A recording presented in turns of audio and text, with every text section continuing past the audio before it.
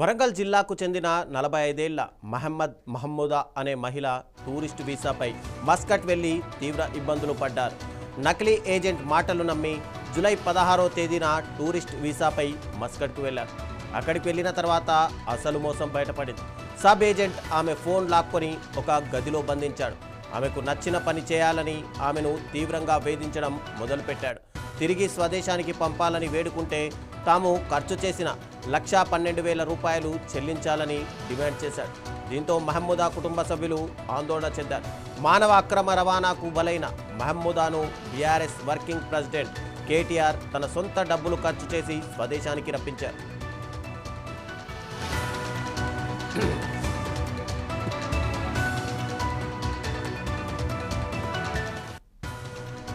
మహమ్మూదా విషయం తెలియగానే మస్కట్లో ఉన్న బీఆర్ఎస్ ఎన్ఆర్ఐ సెల్ను కేటీఆర్ సంప్రదించారు. బీఆర్ఎస్ ఎన్ఆర్ఐ సెల్ బృందం ఇండియన్ ఎంబసీకి ఫిర్యాదు చేసింది. పోలీసుల సహాయంతో బాధిత మహిళ ఆచూకీని కనుక్కున్నారు. కేటీఆర్ ఆదేశాల మేరకు బీఆర్ఎస్ ఎన్ఆర్ఐ సెల్ బృందం సబ్ ఏజెంట్కు డబ్బులు చెల్లించింది. ఆ తర్వాత మహమ్మూదాను ఎంబసీ అధికారుల సంరక్షణలో 3 రోజుల పాటు ఉంచారు.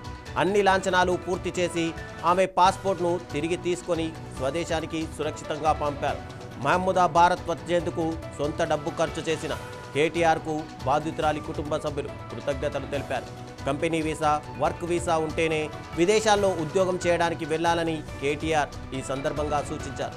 ఇక గల్ఫ్ బాధితుల పక్షాన బీఆర్ఎస్ పార్టీ ఎల్లప్పుడూ ఉంటుందని భరోసా ఇచ్చారు.